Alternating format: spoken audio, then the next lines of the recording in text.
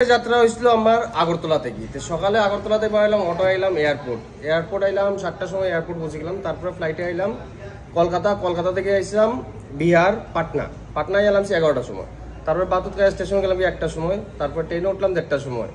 তারপরে তোমার ট্রেন চালো 2টা 15। তারপরে ট্রেন আওয়ার কথা আসলো 5:30টার সময়। আইয়া পৌঁছেছে 8:30টার সময় খাগারিয়া। আইয়া নামলাম, তে নীতিশ গাড়ি পাঠাইলো স্টেশনে যাওয়ার লাগে।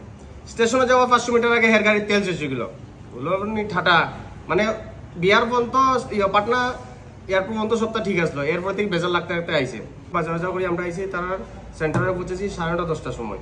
এরপরে তো কিতা করলাম, কাপড় ধুইলাম। কিতা করলাম, কাপড় তো ধুইতে লাগবো।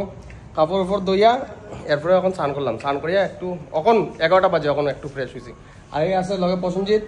নতুন একটা কাজ শুরু হওয়ার, এখানে কাজ চলে। দেখো ফুল গাছ লাগায়।